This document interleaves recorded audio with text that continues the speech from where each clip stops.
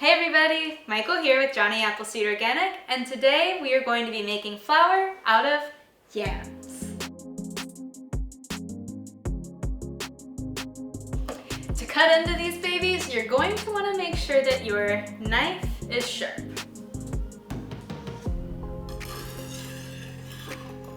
So I like to cut it into sections just so it's easier to get the skin off. And it doesn't have to be exact for every single one, but you want to try to keep the cuts uniform so that they dehydrate at around the same time. Lay out your yam slices onto your dehydrator tray.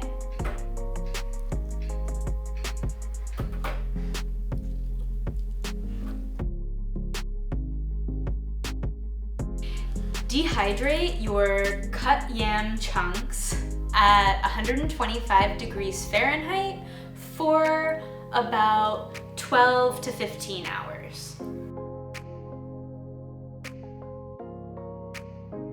All right, our yam slices are done dehydrating, and you can see here that they have no moisture in them and they're completely dry. So now we're going to put them in the food processor and turn them into a flour.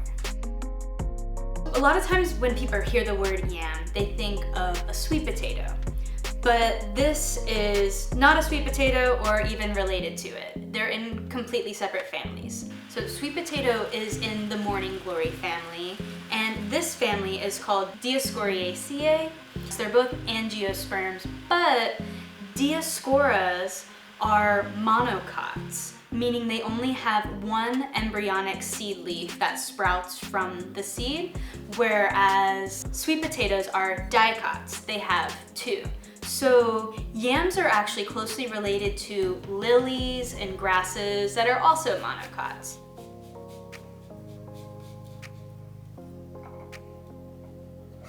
You can see by the smoke that created that we turned this into a very fine, or as fine as I could possibly get it, flour. And so now that we have this flour, I would store it in just a mason jar or a jar with a rubber seal on the top, and put it in the freezer if you want it to last for a long time. Or the fridge if you plan on using it soon. Anyways, I hope you enjoyed this video. If you liked it, please check out all of our social media channels and subscribe to our YouTube. Thank you so much. Bye.